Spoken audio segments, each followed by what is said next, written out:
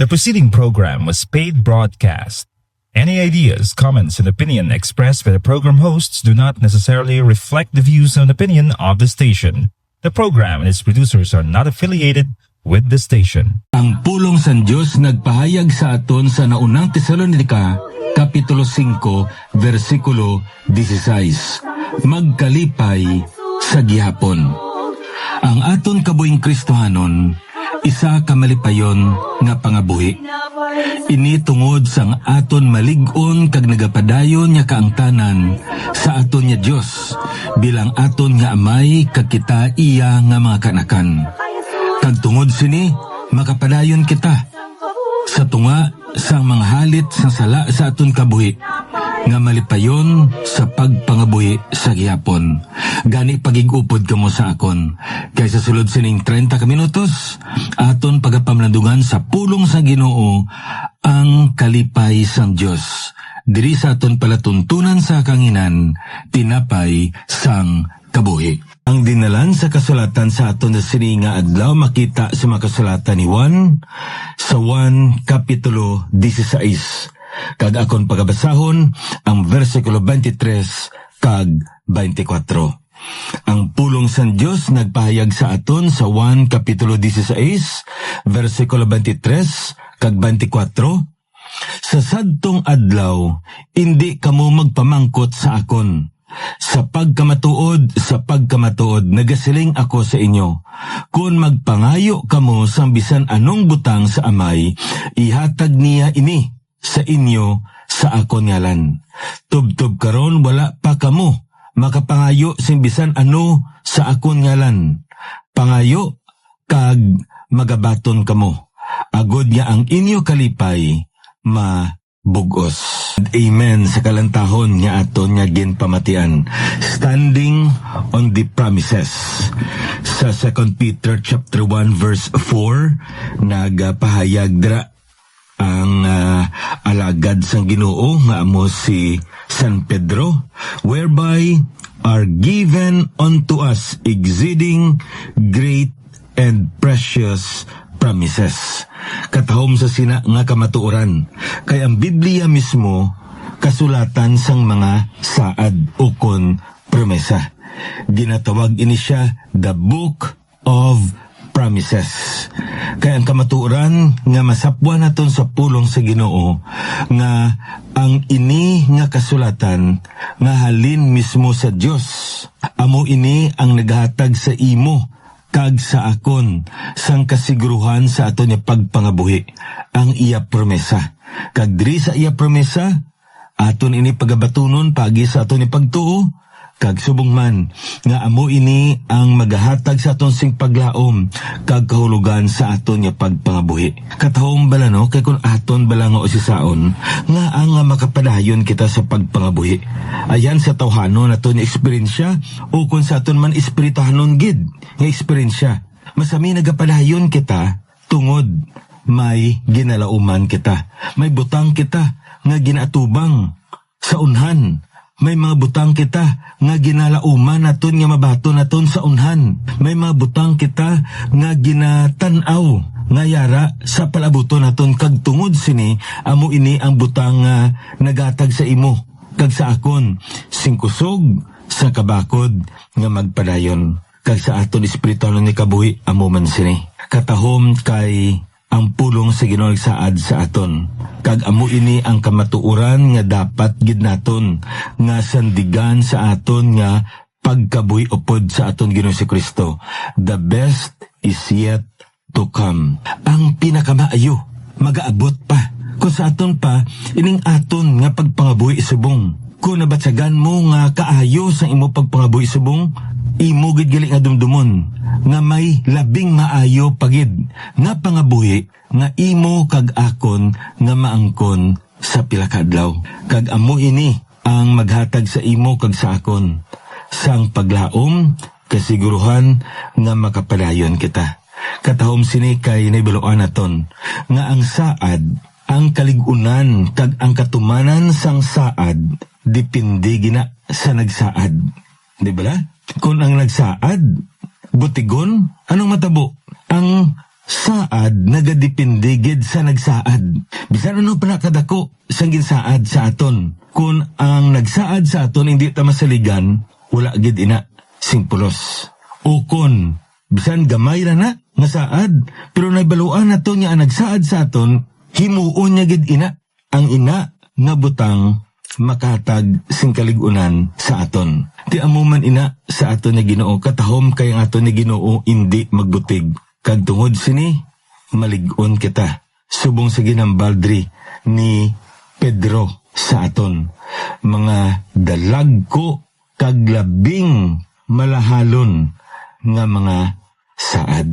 That's why we need to stand on the promises of our God and Savior, the Lord Jesus Christ.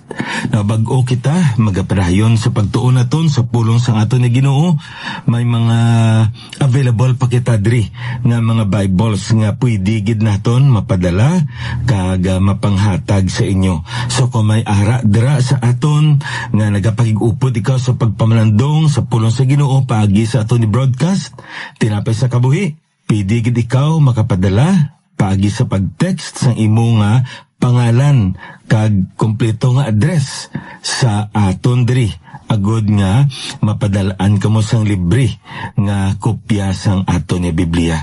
Kay maayo gid nga hindi lamang bala nga nagapamati kita sa ginapamalandungan naton, kun hindi inyo gid nga mabasahan kag matamdan kabisan sa tion nga naga-isahanon kag ayan bakante kamo sa inyong mga trabaho dira, pwede niyo mabuksan ang pulong sa Ginoo kag kamo mismo ang magpamalandong gid sini. Kay naibaluan nato niya ang pulong sa Ginoo, amo iniya ang pagkaon sang ato na kalag kag kinahanglanon naton ini agud di magtubo kita sa aton espiritu halon niya pagkabuhi. So kung interesado kamo, ipadala ninyo ang inyong pangalan kag kompletong address sa sini nga cell number 0917-1880-832. Liwaton akon 0917-1880-832. Na magapadayon kita diri sa pagtuon niya naton sa pulong sa aton ni Ginoo, the joy of the Lord. Kag sa dako nga kamatuoran diri nga natun-an naton sa sining topiko sang ginatog naton kalipay sang aton Dios.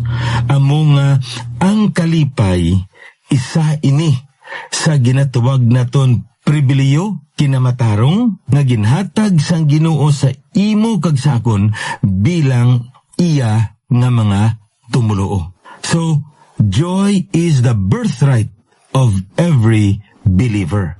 Amo ini nga kon aton nga lantaon sa pulo sa Ginoo kag natun-anan naton ina sa 1 kapitulo 16 nga ang kalipay sang anak nga kaupod sa amay, gusto man sang anak nga ipaambit sa imo kag sa akon bilang iya nga mga tinubos. Katahom sina, kay nga man amo inang handom sang aton Ginoong Kristo sa aton niya nga pagkabuhi.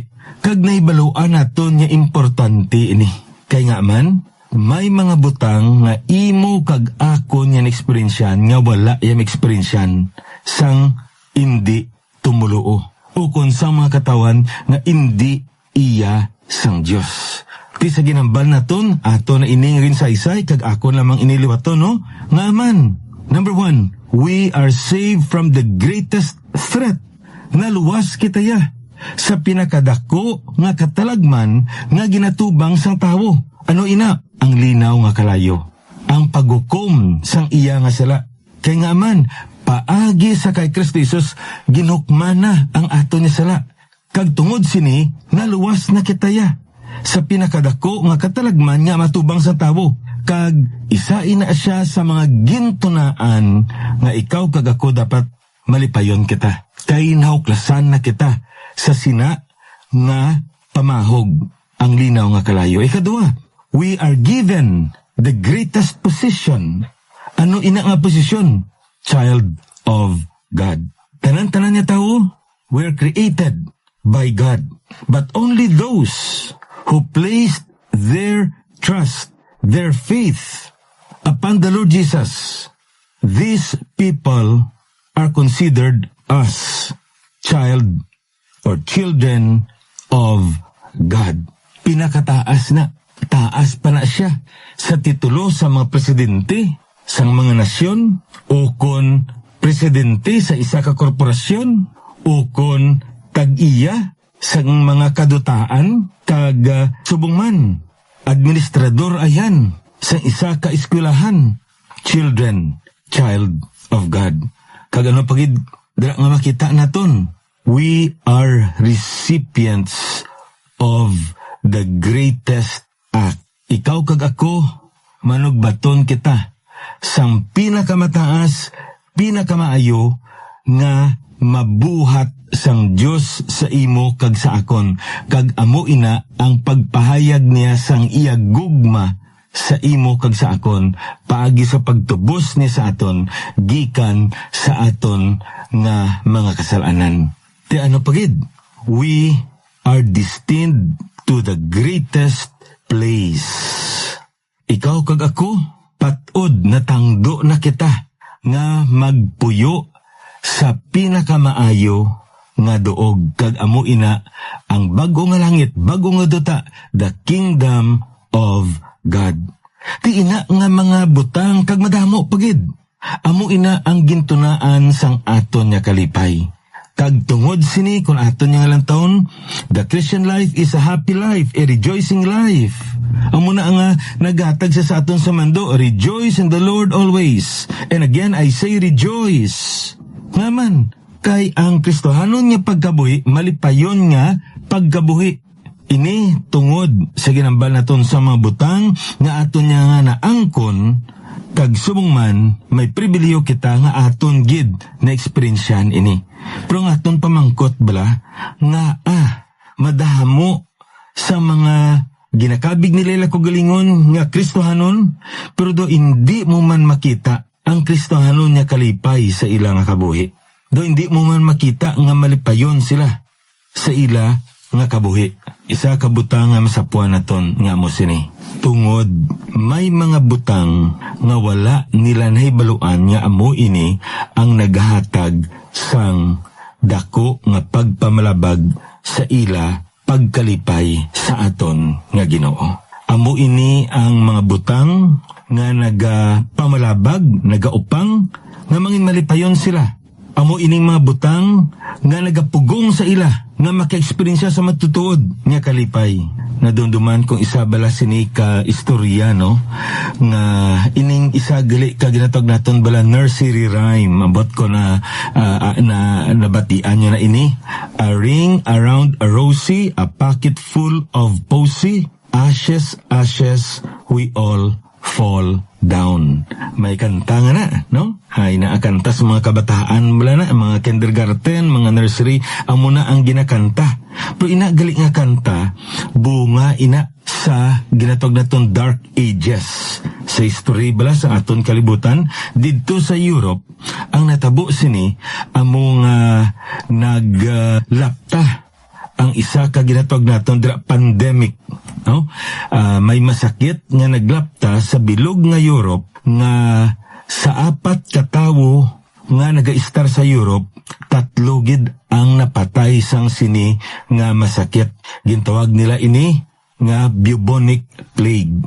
Kag sang nag-abot ang ina nga masakit, bubonic plague, naibaluan nila kag ilak nga ano kuno nga naobserbaran nga basi kung ang ini nga masakit halin ini sa hangin nga ginahuklo nila, kag nga tungod kay kontaminado maigo ang hangin nga ila nga ginaklo, dapat nga masala ini nga antes mag-abot sa ila nga ilong, dapat tinlo ini. So para sa ila, para matinluan ang ini nga maigko ang hangin, dapat makasimot sila sing mga mahamot nga mga butang. So anong ila ginobra?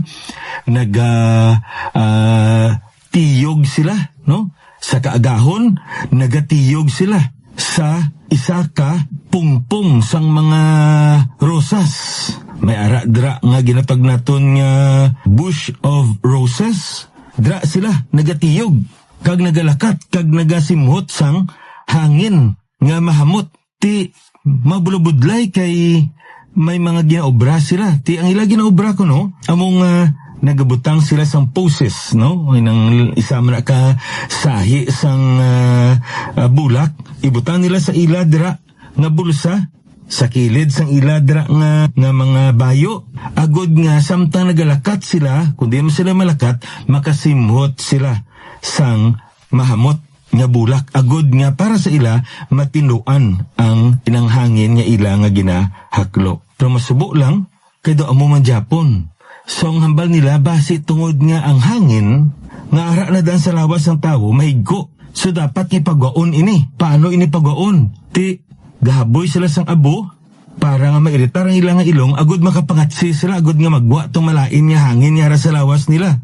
Amo na ang ginaobra nila. Libot sa rosas, simot sa mga poses dira, kag may mga yabok sila, no? Mga abo nga ginahaboy sila sa hangin para makapangatsi sila.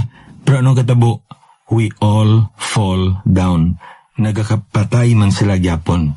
Kaya nga man, nadiskubrihan niya hindi gali tuya halin sa hangin, kundi halin ato sa mga ilaga nga may masakit pagkatapos na may nakagat ining mga ilaga nga may masakit nga tawo. Kag ining mga tawo nagpakigupod sa mga ikapareho man nila nga mga katawan, nalatnan nila sa masakit. Amo to nga naglapta ining ginatawag naton bubonic plague. So basically that nursery rhyme was born out of superstition. Ang ila pagpati amo sina, pero hindi gali amo. Kag tungod sa amo na nilagin niya pagpati, ano natabo? Madugay nga naayo sila. Ti amo man ina bala sa aton ang ginatawag naton superstitious belief. Grabe gid ina ang makapugong nga hindi ikaw kag hindi ako maka-eksperyensya sa matudtuod nga kalipay sa Dios.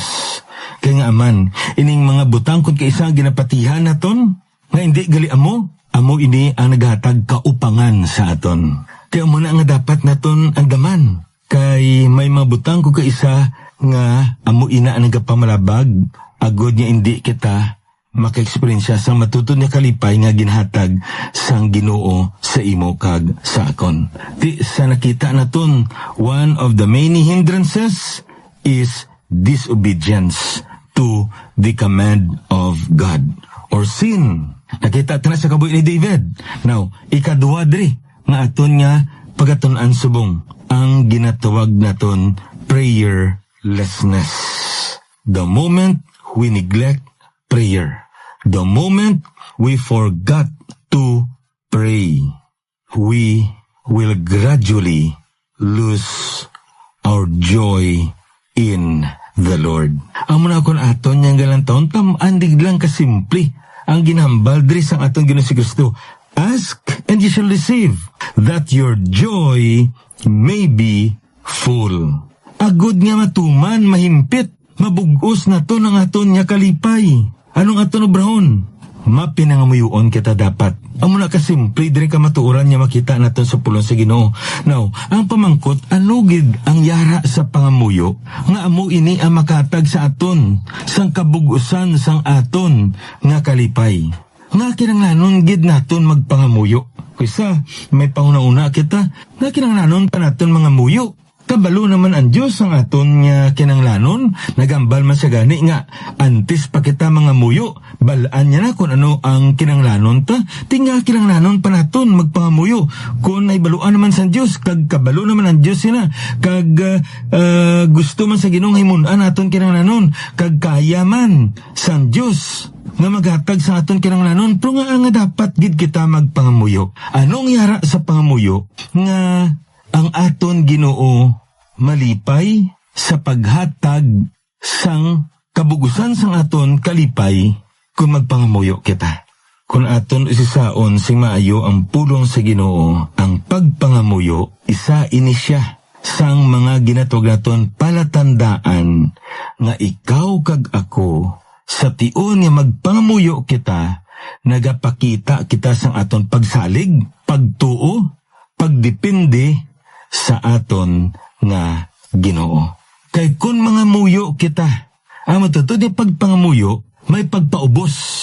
Amo na nga, kung aton balaya nga usisaon, may isa ka manugwali katahom sa iya nga paglaragway sang ginatawag naton prayer. Prayer is aligning our will to the will of our Father. Amo ini kuno ang pagliso naton sang aton plano, kabubuton, tinutuyo, handom, agud nga mag-isa ang aton plano, tinutuyo, handom ka ginabuko, sa tinutuyo, plano, handom ka ginabuko san Diyos para sa imo kag para sa akon. Amo ina gali ang ginatawag naton tinutuyo sang pagpangamuyo. Kay nga man, kay kon magpangamuyo kita, ambot silingon siniya, gambal kita Ginoo, nagasalig ko sa imo. Kag tugon nagasalig ko sa imo, ginasalig ko, kag ginatugyan ko sa imo, ang tanan-tanan nga sa akon sa sininga adlaw. Giyahan mo ako, hatagan mo ko sang kaalam, amligan mo ako, dirihiran mo ang ako niya kabuhi. Ikaw magapatinad, kag magpagamayo sa akon, kay ginatugyan ko ang tanan-tanan sa imo. Tuduy ako, nga anuman ang matabos akon sa sininga adlaw, magpasakop ako sa imo kabubuton. Kay ang ginatawag naton dependence importante gid na.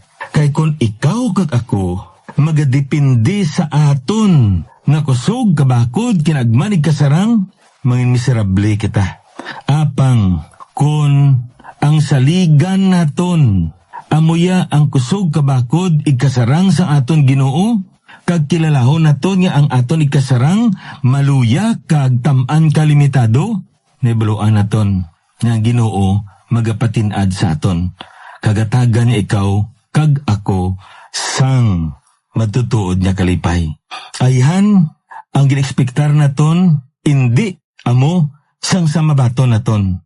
Pero ang patod dira nga anuman ang aton nga maeksperiensyan o kung mabaton sa sina nga adlaw, maghatag ina sa kaayuhan sa aton kag maghatag ina sang kalipay sa aton. Kaya nga man, we ask and we receive.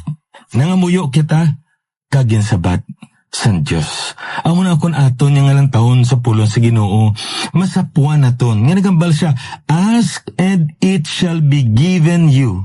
Seek and ye shall find. Knock and it shall be opened. Pangayo, kaya taga niya kita. Pangitaa, kay ipakitaan niya kita. Panugtog, kay abrihan niya kita.